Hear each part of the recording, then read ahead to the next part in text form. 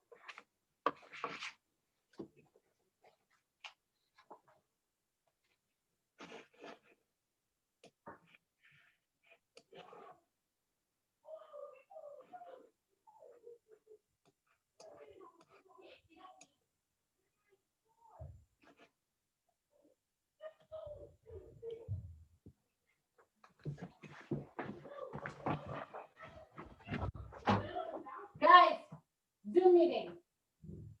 Please close the door. Thank you.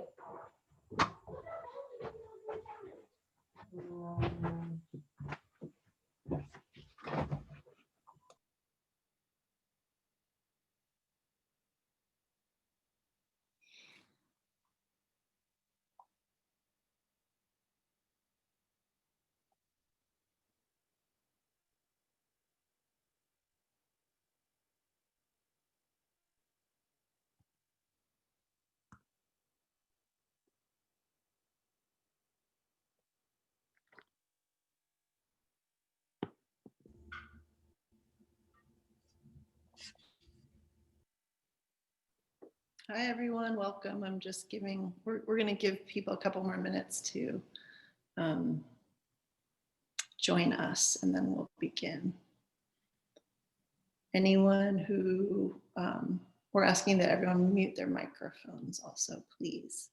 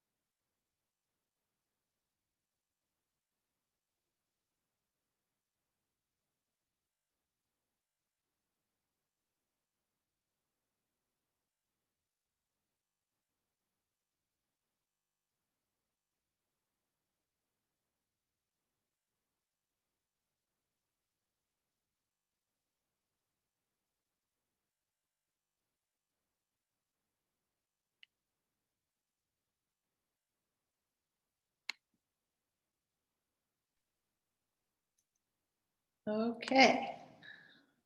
Hi, everyone. I want to welcome you and thank you for joining us. My name is Tiffany Harker, and I'm the co-owner and director of Holding Contemporary, along with Iris Williamson, also co-owner and director of the gallery.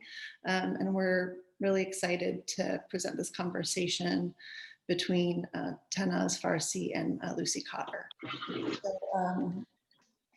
So, on the occasion of Tannaz's exhibition, A More Perfect Union, we wanted to host an opportunity for these two people specifically to have a talk. And we're also excited to let you know that the exhibition has been extended to January 9th, 2021. So encouraging you to make an appointment to come in and see it for yourself. And we ask that you please mute yourselves, and then you can leave a question in the chat, and then we will get to it at the last 15 minutes. We'll have time for a Q&A at 5:45, and we'll get to it at that portion of the talk. So before I get into the bios for both of our guests, I just wanted to just give a quick explanation of Holding Contemporary inviting Tannaz Farsi to present an exhibition at the gallery. And of course, there's much more to say, but it relates to both Tannaz and Lucy in their areas of like inquiry in their practice. And Holding Contemporary also kind of values this kind of critical discourse and interest in ongoing inquiry of the artists that we select over what might be deemed just artistic expression, but more an ongoing inquiry. And I was introduced to Tannaz Farsi's work through her installation at PNCA for Converge 45 a few years ago, and just knew how that work was had such resonance for me and continues to. So Iris and I both were inspired by Tannaz's ability to be in conversation with themes continually and re-examining history and language and identity, and the ability to kind of draw out this multiplicity of meanings in objects and symbols, markers, and concepts. So I will get to now the introduction of both of our guests, and both of them have an incredible list of accomplishments, and I encourage you to visit their websites for specifics, but I just want to focus on the core of their respective practices in their own words. So Tannaz Farsi's practice is a configuration of objects and images that address the complicated networks around the conception of memory, history, identity, and geography. She draws from historic cultural objects, feminist histories, and theories of displacement, evidenced by longstanding colonialist and authoritarian interventions into daily life. Her project-based works propose a different means of representation of non-Western subjects and objects that obstruct singular and conventional means of identification. So in a previous talk, Tannaz had said she doesn't like the idea of art having to answer a specific set of questions. And the intent of her art making is not to rationalize, but an interest in the, quote, clouds of ideas that form around a thing. So this brings me to why I think this is the perfect pairing between Tannaz and Lucy, because Lucy Cotter is a curator and writer who wrote a book recently called Reclaiming Artistic Research, and reflects on art's dynamic relationship with knowledge and the unknowable. Areas extended in her forthcoming book, Art Knowledge, Between the Known and Unknown. And she's current curator in residence at Disjecta in Portland. So an excerpt from Lucy, someone's is her writing about that her interests lie in the constellations, interrelationships, and in-between areas in working across structures, infrastructures, disciplines, and fields, that the artistic, sociocultural, and political are intertwined, making art as if the world mattered, making the world as if art mattered. So with that, I will turn it over to Lucy and Tannaz. Thank you, Tiffany, for such a generous introduction. And I want to thank Tiffany and Iris for inviting me to talk to Tannaz today. And I know that Tannaz had been reading that recent book of mine that you mentioned and felt kind of triggered also to speak. I think because I, want to engage with art as a way, as a means of thinking, and a material means of thinking, a conceptual, material, visual, embodied, haptic means of thinking. And I had come across Tannaz's practice, and I had researched it a little bit online when I moved to Portland just over 2 years ago, but I'd never seen it in person. So it was an amazing opportunity to really engage with this show, and I was very struck by the work. So thank you, Tannaz, for trusting me to be in dialogue with you today as a new dialogue partner, and also to Tiffany and Iris.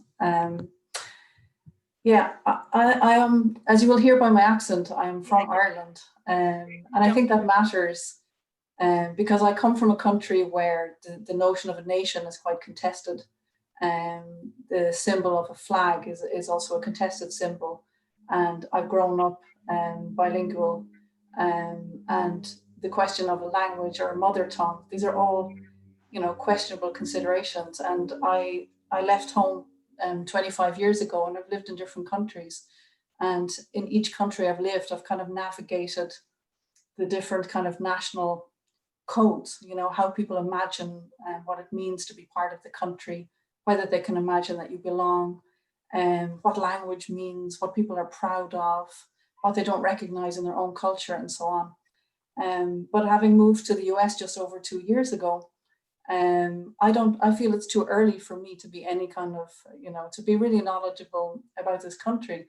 And when I was invited to talk to Tannaz about this show, I did not know what the show was about. And when I went to see it and I walked in, and it was like, wow, citizenship, the American flag, the American experience, what America means right now as a nation. And I felt very kind of vulnerable, but I think in a productive way, because the question immediately came up: am I allowed to speak about this? Do I belong? Can I, who am I? I'm an immigrant. Where do I position myself here? And when does one feel that one is allowed to talk about someone else's country? At what point do you belong, and how do you belong? And actually, all of those vulnerabilities that I felt at that moment, all of those questions, I think, are part of that process of anyone, who moves to somebody else's country and slowly navigates both what that country means and also how they're changing as a person, through that experience. And Tannaz, when I walked in the door of your show, the very first piece that I spent time with was the wall piece, which is a steel cut out piece called Obligation of Allegiance. And I stood there looking at this piece, and it was this kind of steel cut out. It appeared to be a font, but it was quite decorative. It had something also quite digital. And I felt like I could read it, but I wasn't able to read it. And I stood there engaging with it and kind of negotiating with it and wondering whether it would allow me to read it, but it didn't. And I later asked Iris, who was there, about the work, and she said it spells out the word citizen. And I found that really, it was like, wow, this is exactly the experience of becoming a citizen. Something appears illegible, and through the process of assimilation, at a certain moment, there's a kind of legibility to it. And then you can read it clear as day, the word citizen, you kind of enter the piece. And I'm really interested to hear your thoughts on that piece. And it feels like a piece that has a long process, you know, to arrive at being able to make something which appears quite simple and iconic, but works on so many levels. Thank you. Thank you, Lucy. I want to just take also a minute and thank Tiffany and Iris and Karen. And I really appreciate all the work that you have put into making this exhibition happen. So I just wanted to say thank you. And it's been a really amazing opportunity actually to have this, you know, it's like a time to think about, like, do we make art right now? Is it a good time to have an exhibition? All of those things that I'm sure all of us as artists have been thinking about, and it gave me a really kind of great outlet to think through some of these ideas. So thank you, and I'm really excited to be talking with you, Lucy, today. In that there are so many kind of overlaps in, I think, how we think about art's relationship to the public, and the relationship of art as a way of thinking, and the kinds of ways thinking can occur really differently in this practice than any other. So yes, I also want to kind of follow up with what you discussed with the piece Citizen. So it's a kind of a font that I have been working on. It's taken from a Perso-Arabic dot. It's the kind of rhomboid shape is you could say that when a reed touches a piece of paper, that's the kind of symbol that it leaves. So for me, it has always resonated as a moment or time, a locational, you know, a point or a dot as a locational marking, that, you know, as a way that you can locate yourself in space.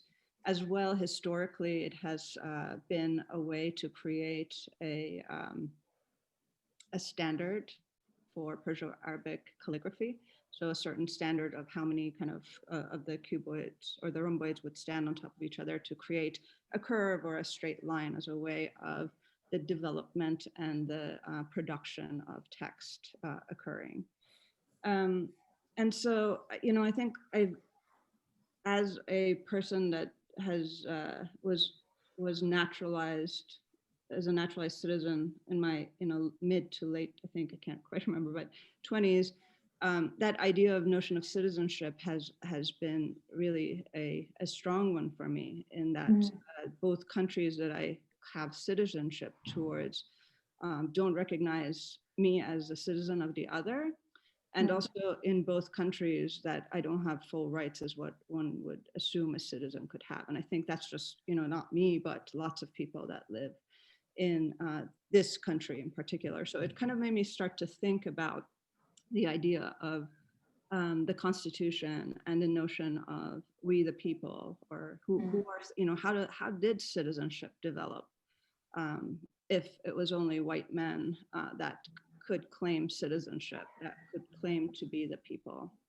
And also in thinking about, you know, originally starting with the Chinese Exclusion Act in the late 1800s of how even Chinese citizens that were born in the United States couldn't claim citizenship, that kind of question came to the table. Is it just white men that could kind of gain entry into the systems and laws of this country, or how does this work? So, and I think since that time, there has been this notion of erasure in this country as a way of belonging, right? And so I've been kind of, and that's the way as a naturalized citizen, I have always felt that there's so many parts of me that I discard in order to be a part of this country. And so I like the idea of this kind of blending of these two languages, that this kind of potent, it's decorative and not decorative. It functions as its own language, could be assimilated and put on top of something else.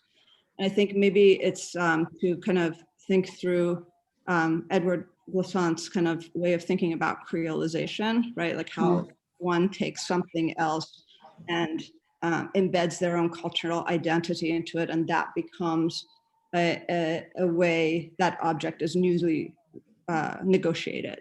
So I kind of like that idea and blending that notion of the patterning, the notion of citizenship and place together in that piece. At the back of the gallery, there is a piece which is called A Line, a Figure, a Symbol, which seems to relate to this piece, you know, kind of visually, but it feels really unreadable. It almost feels like you're somehow reading between the lines. It's also made of I think a cut steel, and it's powder coated. This is the silver standing work. I also found it quite fascinating that as you move around that sculpture, the back of the sculpture, you know, appears to have as much of a presence, or maybe even more going on than the front of the sculpture.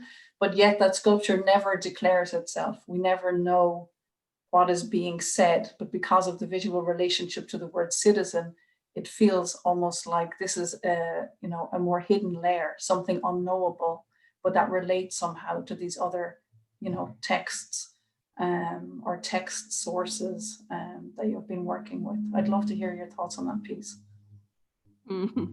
Yeah, that piece I think remains a little bit unknowable for me too. It's the face of it is pieces that I had taken from another piece, and a lot of my practice kind of pulls pieces from previous work and envelopes them into different conversations, because I guess I'm mostly interested in how things can speak to each other rather than how they stand singularly. I think it's, you know, like to me, that is the most interesting thing about making the work, that it's like, it's not the single thing, it's the relationships that they hold. Much like, I love kind of Briony Ferr's, you know, she talks about Gabriel Orozco's practice in this, that the constellation is created is very much like a still life painting, that in a still life painting, we never really want to think about the objects, but it's really the spaces in between things that activate and really create a tension or pressure. And the way I kind of, and so I have dealt with that idea, and you can kind of think about it that way. I like it also looking at it as, or I've discussed it as essayistic, relating it to language, the structure of writing, that within an essay can be, it can bring in multiple arguments that those dissonances can sit side by side rather than declare a singularity of position. And so, so with this, I think it's just, as you brought up, it does have a direct relationship, and it kind of doesn't simultaneously. So these pieces were the interiors of another piece that I had done, titled The Names, where I'd taken, I did a couple of different versions of this. One version, it was in 2017 when I had listed all the names of the Iranian women political prisoners on a kind of on the window, and it was using a kind of a font that I had created out of the rhomboids.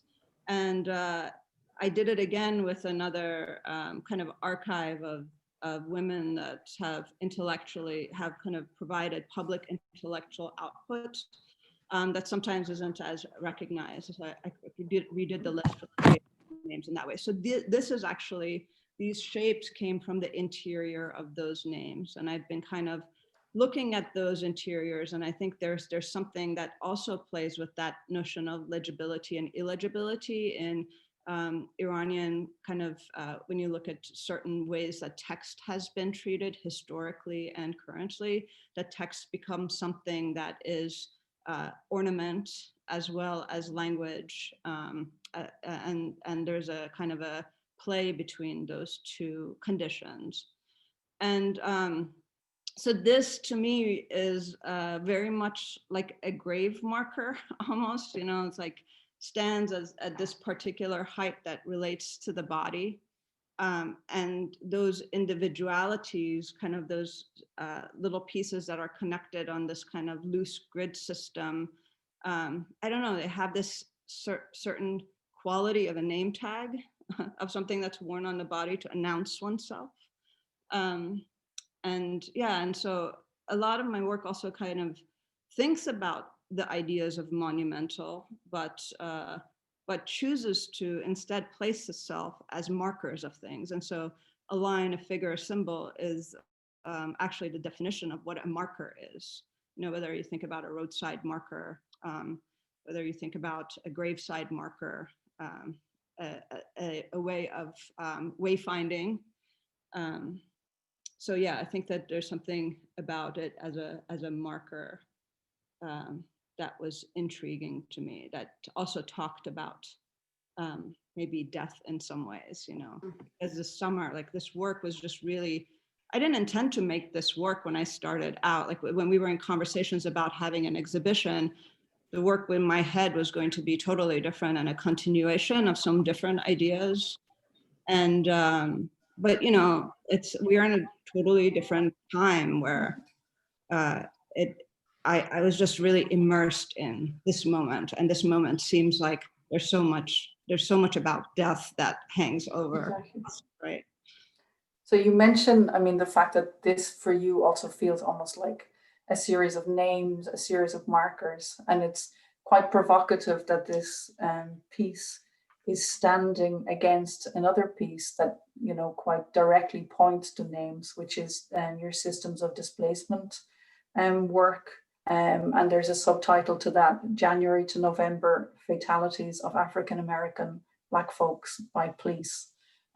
Obviously it's a work from this year, but it extends some of your thoughts, but in quite a, you know, directly political way. At the same time, it's a very poetic work. It's almost like, you know, signatures. They're hung, chained to each other, but they become a kind of waterfall of names, almost something that can wash over you. And at the same time, it's quite intriguing. You approach it as quite a poetic object. And as you stand there, it starts to strike you that this is in some ways, in many ways, actually a monument or an anti-monument to death. You know, it's like a poetic and yet very violent piece. Was the kind of, I mean, it feels to me like this is new territory, you know, within the show. Also is particularly heightened tension in that work. I'd love to hear you talk about it. Yeah,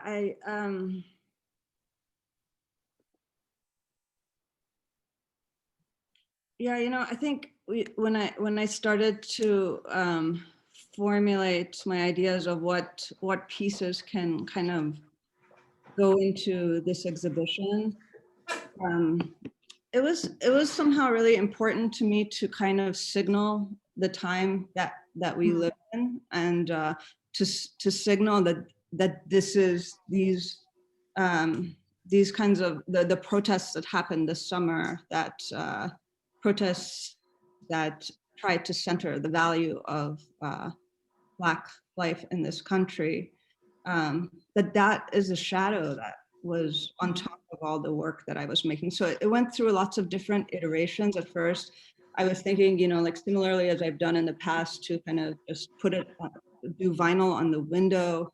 And I didn't like the idea of tearing those names down and, you know, like wasting the material. And so this piece just actually took until, you know, like 2 minutes ago to materialize itself. But because I couldn't figure out a right way to say it, because I think, and I'm not sure if I figured it out yet or not, because I do think about notions of how people are represented and who represents those people, who has a right to do that. And I think a lot of my work kind of tries not to be in the forefront so direct because of that notion of representation, that I find it really, that it's an ethical question for me of how and what one represents. But with this, you know, this idea of writing the name in my handwriting and kind of mediating, it kind of gets mediated because it gets through the computer, and then the computer through a laser cutter that cuts out the names. It's kind of multiple levels of mediation happen, but there is a sense of the hand that's in place, and the grid formation also was really important, and the fact that these names hang on to themselves. And I guess also some of the questions were around, you know, when we think about what kind of list, who do we include in this list? Because then there are lists of Black or African American folks that have been killed by police, and they weren't armed. So is that the list that we'll go for? Because that's a very different number that happens. And I really wanted to kind of just take a look at all the life that has been taken at the hands of police, and why, and how can a citizen in this country expect more, right? And so I think for me, this piece attempts to get at the structural problems that we face, right? That, you know, I think over the summer I was listening to Wes Moore talk about his book from Freddie Gray to George Floyd, and he talked about the fact that Freddie Gray was born premature, you know, it was a premature birth in the hospital, part of a twin, whose mother was a heroin user. So there are questions around the idea that he was born into with that, you know, as part of his experience of the beginning of life. And then the way that the amount of incarceration that happens, or the median income within a neighborhood that he's lived in. And you start to kind of like stack these things together. And I was just really taken by the fact that the author said, like, oh, he didn't really even have a chance, you know, like we don't even have a chance at succeeding in life, or at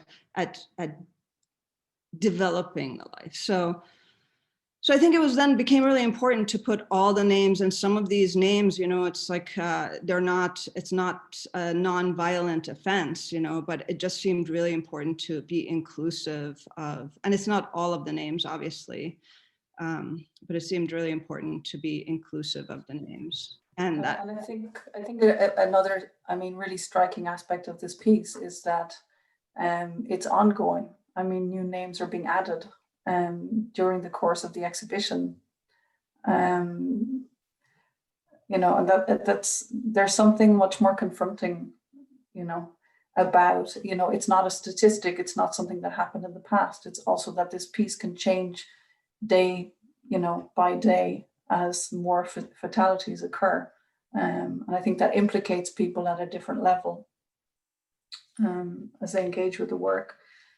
There are, did you feel friction in this as well? I mean, you know, I think that, I mean, this year has obviously been, I mean, the last 4 years have been very, you know, heightened time of conflict, you know, in the US. And this year has obviously been particularly intense, but there's also the question of who can speak about what, to whom, who, you know, where do you situate yourself?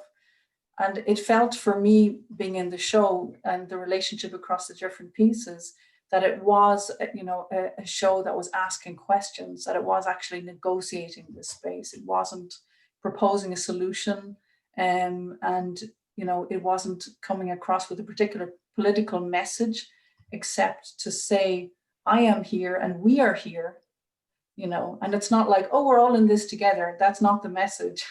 The message is, it's very difficult to be in this space, but that all of this has to be in constant negotiation. I mean, every time another name is added to that list hanging to the wall, there is a need for renegotiation. And yeah, I mean, I think it's a difficult time, as you mentioned, to be an artist. It's an important time to be an artist. It's also a really intense time to show work like this. You know, I see you made all of the work presented here in 2020. And I think there's a courage to that as well, you know, to show the work while you're in it, while we're in this time, you know, instead of showing this piece in 2 years, you know, being able to look back and feeling you've kind of positioned yourself. So has it been a different experience for you as a show because of this? I think, yeah, it feels very raw. And I think we talked about that a little bit beforehand, and particularly with that piece, because I do think about the ethical kind of ramifications of representation. And I hope that what comes across in some ways is kind of my relationship to that, and the amount of, or maybe it's, yeah, I think it's hard for me to talk about it. But that there is a kind of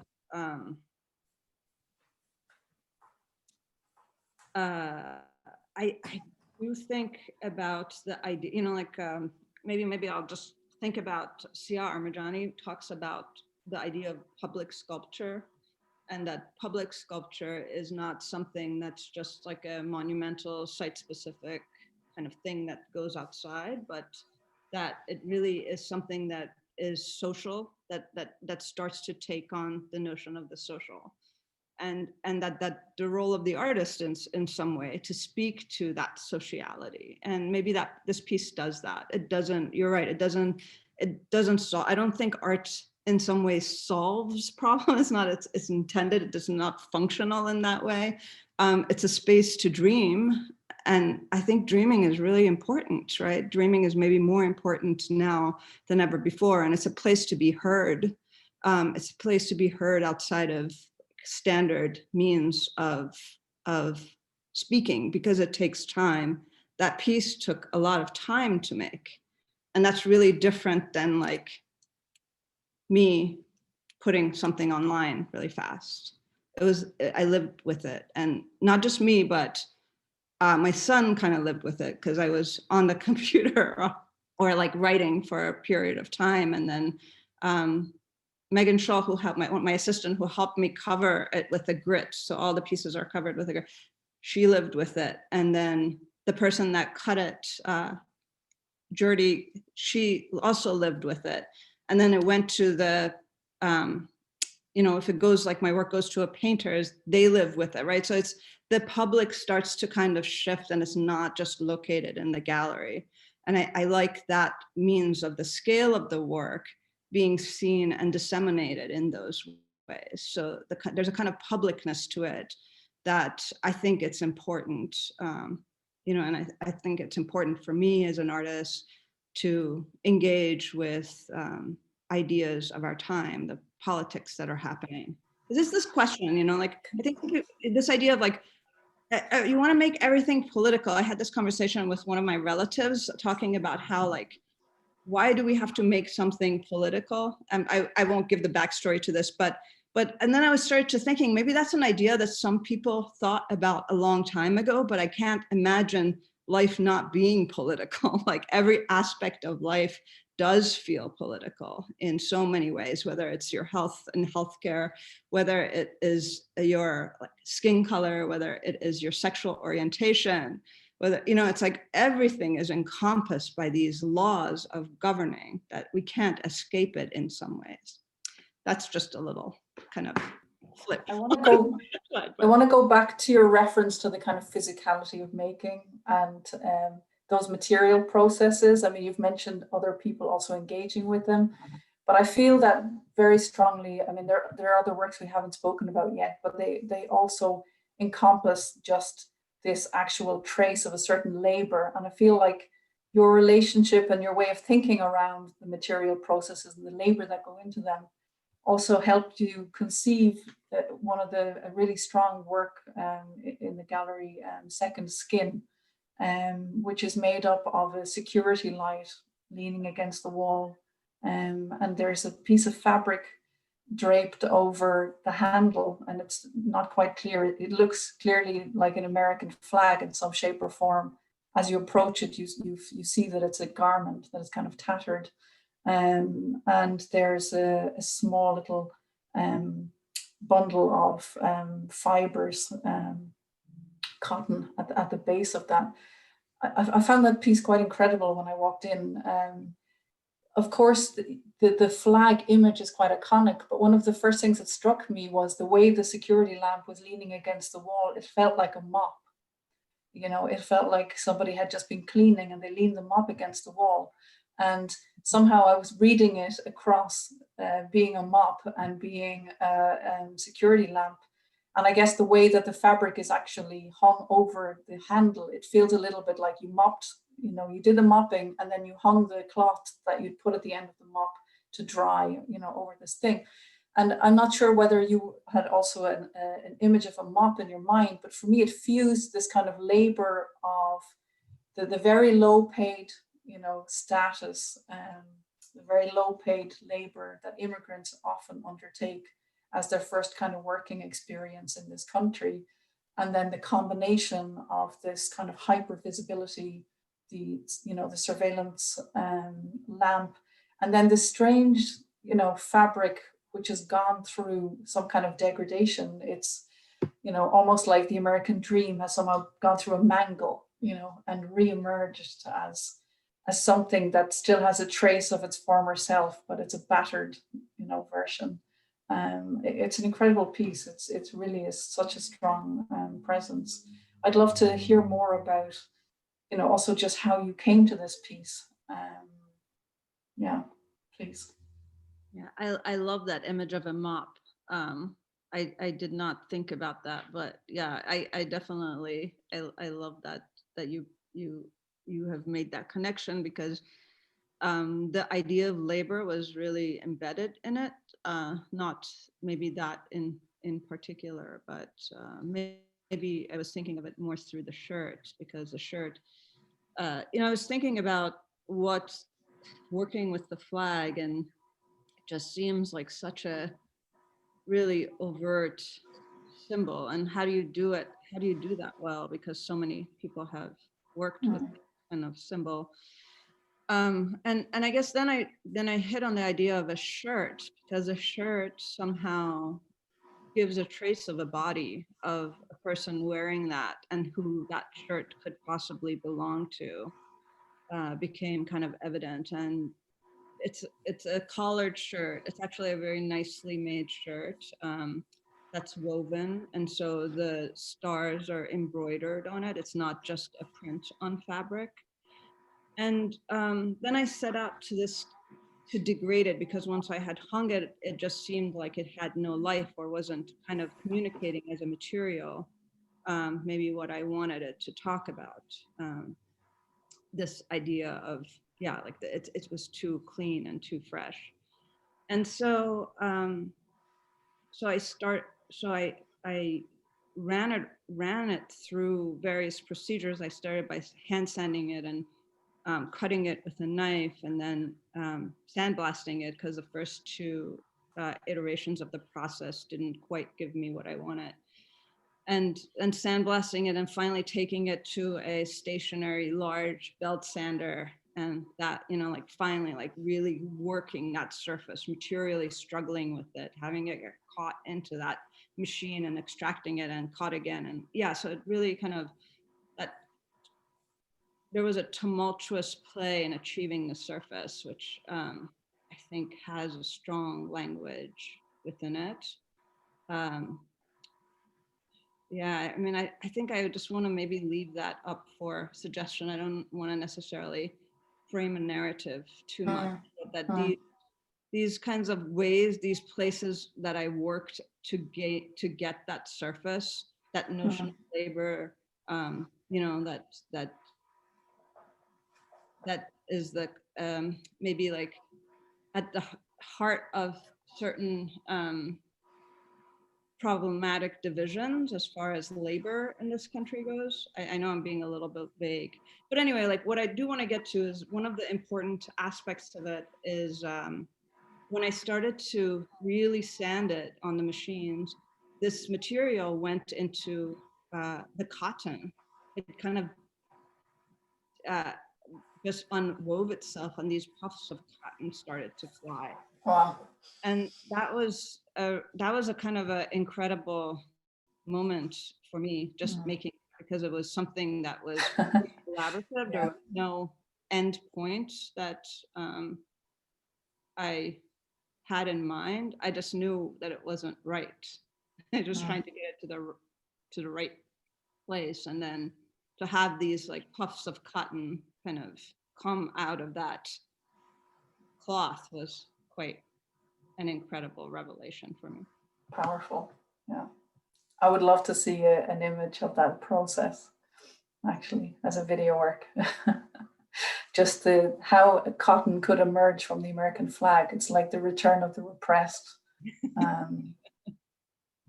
histories.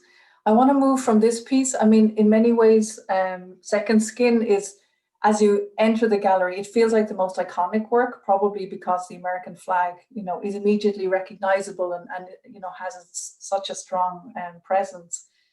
But another work which really struck me was almost the antithesis to that work. It was perhaps maybe one of the most obscure, quietest work, and yet I was really quite wowed by it. And that is that when you enter the gallery, even though your eyes are busy with the view of the works on the walls, at the level of your feet, there is a small brick, a concrete brick, with a little strip of aluminium on it, and there are some bottles of rose water placed on side that are open. I loved this work partly because it felt like it was unspeakable. You know, that any attempt to put words on it would close down the kind of thoughts that it brought up and the kind of presence it had. But it felt to me also related a little bit to the feeling of the American dream. Like the open rose water bottles felt like a welcome. It really felt like a welcome into the space, an unexpected welcome, and also something very sensual, you know, a sensual welcome. And on the other hand, the concrete brick was so strong. It immediately felt like, here is the beautiful promise. Here's the rose that you walk towards to smell. And as you move towards it, you hit this wall, you know, there is this kind of antithesis. And just seeing that brick for me felt like the Trump era in terms of the constant threat, you know, of a wall. And yeah, it just felt like territory. It felt like territory. It felt like, you know, kind of protection in the most negative sense. And then this welcome gesture, and somehow, you know, it was such an irresolvable combination and so poetic. But I felt quite emotional, you know, when I saw that piece as well. And I just felt that, like, having that so near the flag in the same space, it just gave a tenderness, you know, it gave a tenderness to these quite, you know, strong and potent imagery, like the security lamp and the flag. Yes, and I think the placement of that piece was incredible. And I just love to hear a little bit about how you worked in the space. You know, was that a piece that was born out of the space, or, you know, because as you mentioned earlier, the relationality between the pieces is very important. They're materially quite different, they're visually quite different, but they're all set up as if they're having a conversation with each other. And yeah, this was, I think, a very unspeakable but interesting piece. So I know it may be challenging to speak about it, but I'd love to hear your thoughts. Thank you. I love to hear your thoughts on it actually too, with this idea of that being a symbolic of the wall, or something really exciting for me to think through that with, and the idea of rocks, you know, like I just like immediately when I think of walls, I think of rocks, or I think about the placement of little memorials into the ground as ways of like recalling history, you know, so there's different kinds of, I have all these lovely thoughts around memorialization of that, as well as, you know, the kind of the dissonance of that can occur. It's funny that everybody wears their mask in this gallery, and there's this scent, you know, the scent is part of the idea of the sensual welcome maybe. And another way of, you know, thinking about a misplaced, I think about so much the smell of rose water for me is so ensconced with walking into a mosque and having that sense of strong smell. So it's about creating a site again. And I do understand that maybe so many people would not have that negotiation of what they're looking at here. It's like such an interesting commodity too, thinking about access and denial of access. The idea that, you know, these are like Iranian companies, Iranian rosewater that's actually produced in Beirut, right? It's not really made in Iran because of, there's no way to extract goods because of embargoes placed, right? So there, it starts to, these just very simple it's something that, you know, it does have a visceral quality because of the smell and the connection that it has to sites, for me, a mosque, or connection that maybe people have with it to food, right? Or to perfume, or as like a kind of antibacterial, because rose water has an antibacterial quality, as a healing, or, you know, as a healing kind of material. But it does, I think, for me also talk about, and I love that, Lucy, you brought it up in the way of thinking about it as a wall. And for me, that brick is a different kind of closed door, but similar in the same way as far as access goes. So, so yeah, so it functions the same way, this idea of a welcome, and similarly, kind of a lack of access.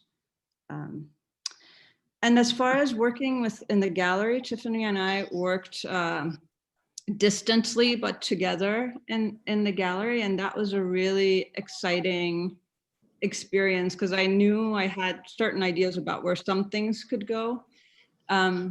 But in thinking about the works in my studio, I just imagined the space to be much bigger. Like, you know, I just imagine like all my pieces would fit in one room, and it didn't work out that way. And I really wanted the piece of the, sorry, I'm gonna pop up the name. A line, a figure, a symbol? No. Yeah, thank you. Yeah. A line, a figure, a symbol. I wanted that to be the thing that one encounters when they walk in the door, and maybe that would have been not as hospitable an entry, but it was just too big for the front room. It wouldn't work, and so Tiffany suggested we put it in the back, and it worked really well. And then that made the rosewater piece that was behind it move forward, and I think that came into a good resolution. So there's a lot of thinking in the space of how things go together, and generally I don't have someone that I can bounce ideas off of. So it was really a pleasure to be able to do that, and to just also kind of understand how someone else sees it or encounters. That's not after the opening, but that's how. And yeah, I think it's interesting, you know, in holding contemporary, there is this temporary wall, and the back of it is exposed. So the front, you have a kind of quiet wall gallery, and behind you see, you know, the wooden structure of that construction. And actually, for this show, it's the first time that I felt that construction was really activated, because you moved around the wall and you felt very much like you were behind the scenes. And in the placement of a line, a figure, a symbol, as I mentioned earlier, that felt like a kind of reading between the lines piece, or an unreadable piece that related to citizen. And yet it was behind the wall here. You know, it was the behind the scenes piece. For me, that placement really made sense. And as I stood looking at it, I saw the caps from the bottles of rosewater lined up on the back of the wall. And I immediately asked Iris, I thought, okay, this is deliberate. There's 3 caps, a space, and 1 cap, which is the same as the way the bottles are placed on the concrete brick. And I said to Iris, she wanted these here, and Tannaz obviously wanted these here, didn't she? And she was like, yes. But it was like a small little clue, you know, a tiny little clue that a detective might find that might help them unravel some of the mystery of the bottles of rose water on the other side. It was also a very kind of poetic moment, I think, in the space. Tannaz, there are 2 works we haven't talked about yet, but it's time for us to open up to other people's questions. So thank you so much for everything we've managed to talk about. thank you pass so back much. to Tiffany. Thank you. Really lovely to get your kind of to have you talk about the works in this way. So thank you for your astute observations and wonderful Thanks. reading of the work. Okay, look forward to talking more. Me too. Thank you both so much. Yeah, thank you both for the generosity of your inquiry and allowing us to listen in. I didn't see any questions in the chat, so anyone is free to unmute themselves and just engage with us here. We could have kind of a casual Q&A if anyone wants to chime in.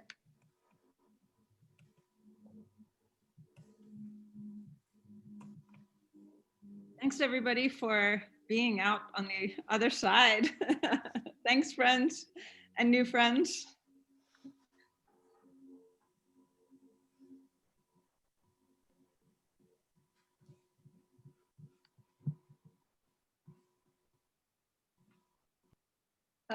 Maybe I will just say how much I appreciated the distinction in talking about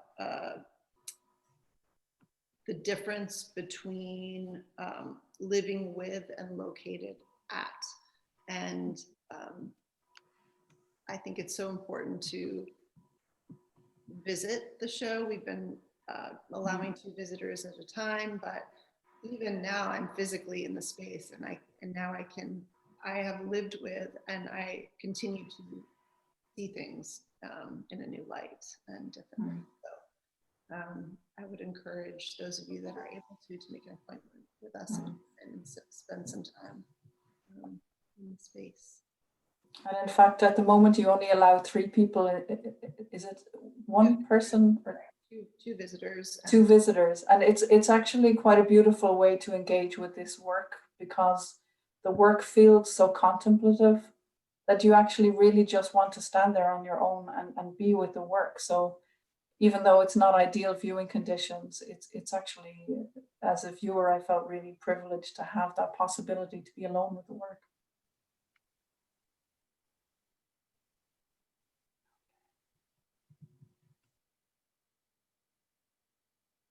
Thank you all for joining us. Don't be shy.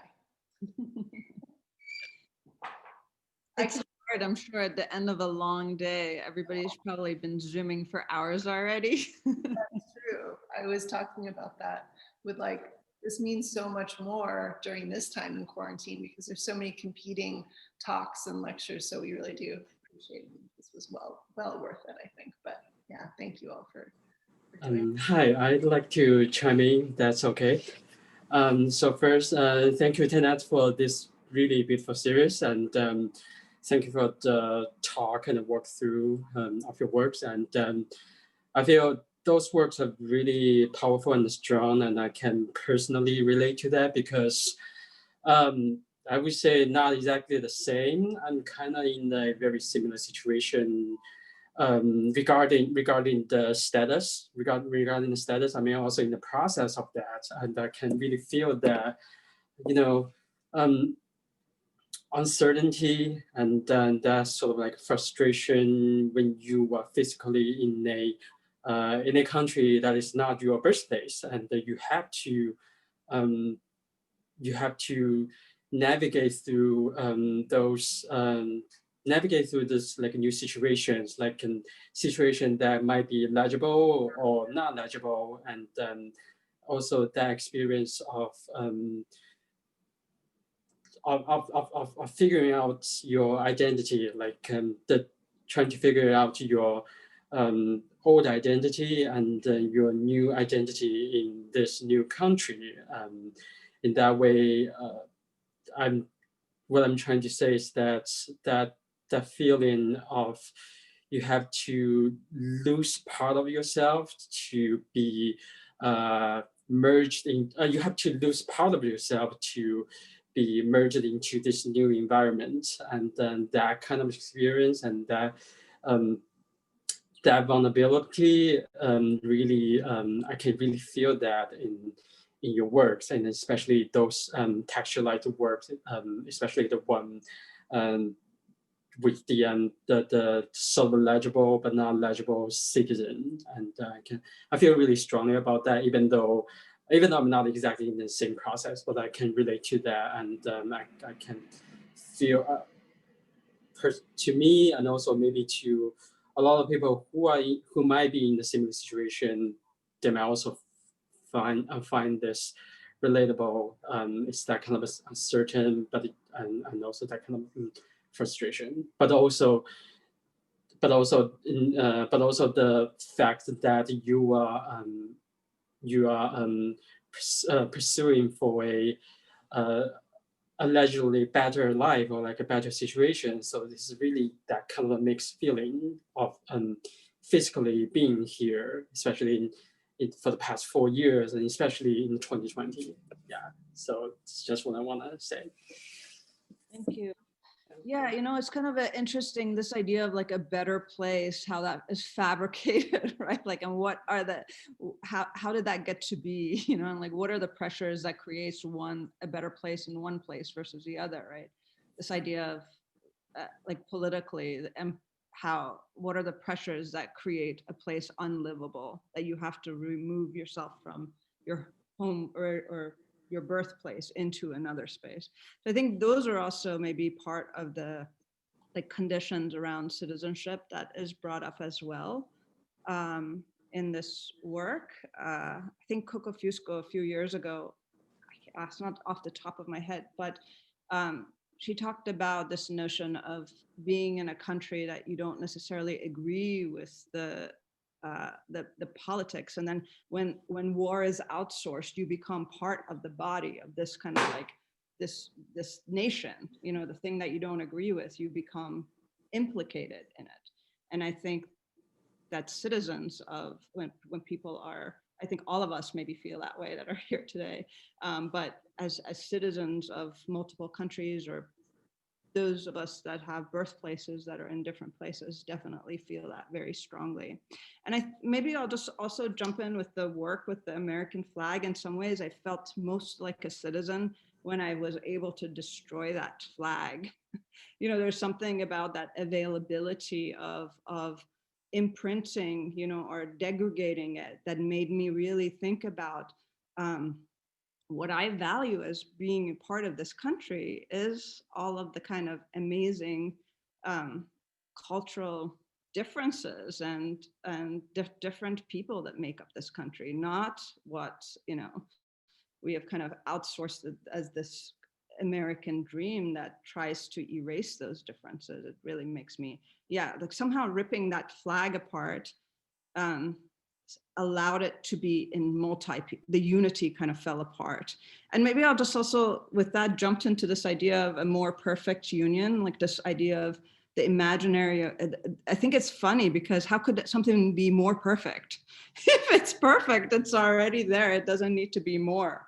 And so I love that this has already been part of that. Like, there was with that a recognition from the very beginning that something is missing, right? So thank you for your comments. There's one question in the comment about your usage of metal and if it has a significant meaning for your practice.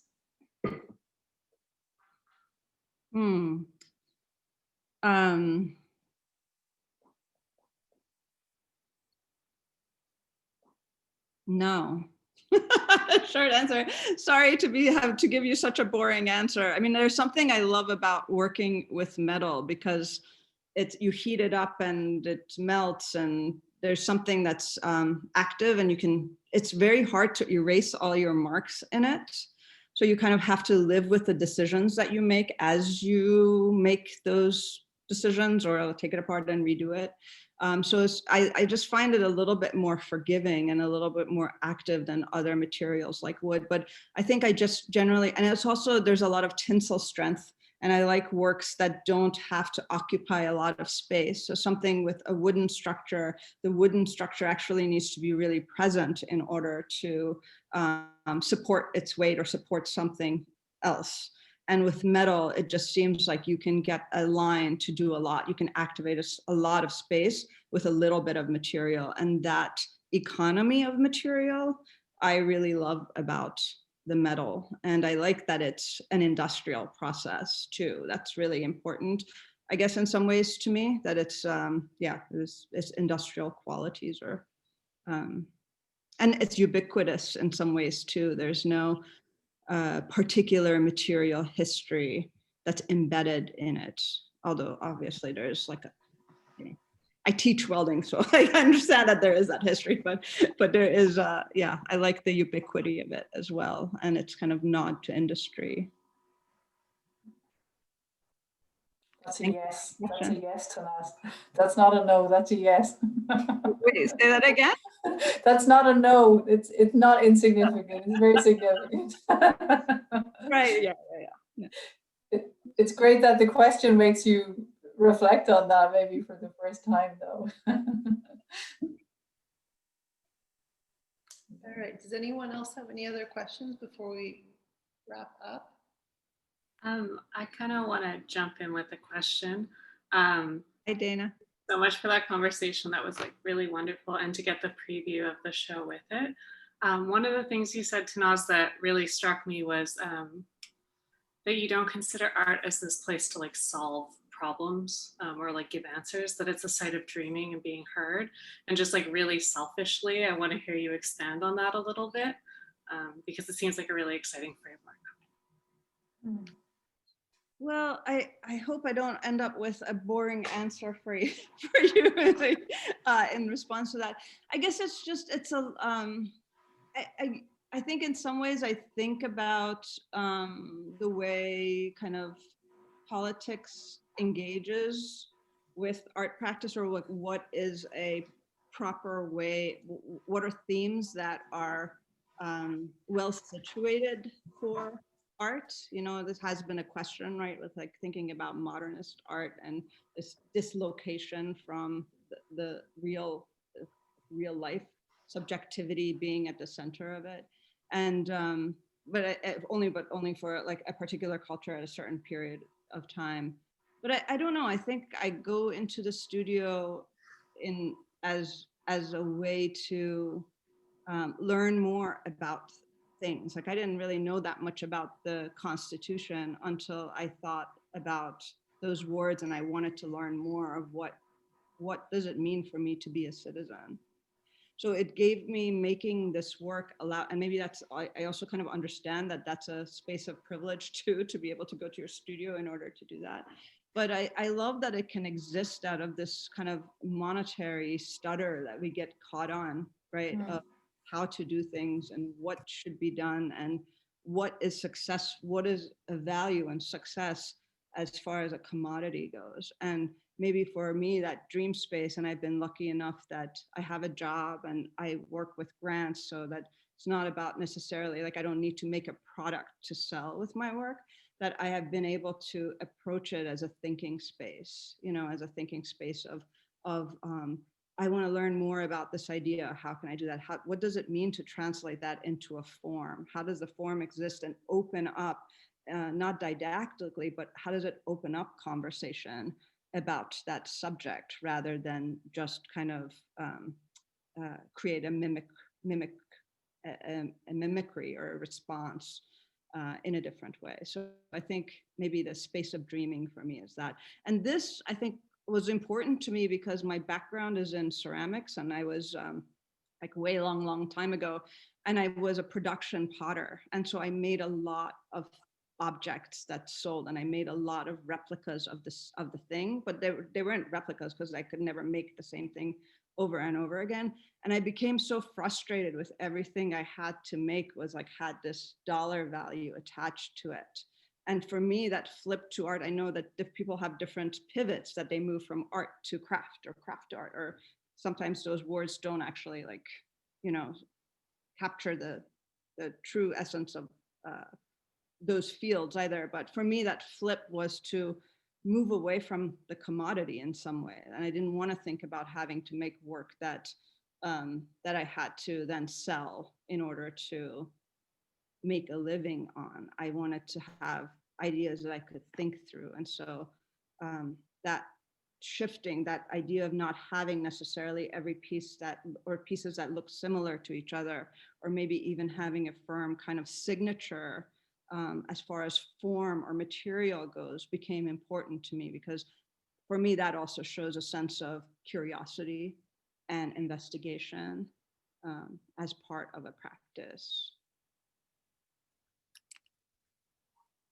Thanks for your question. It's nice to think about these things that I don't necessarily, that's why the questions are fun. It makes you, you're right, Lucy, it makes you think about it in a very different way.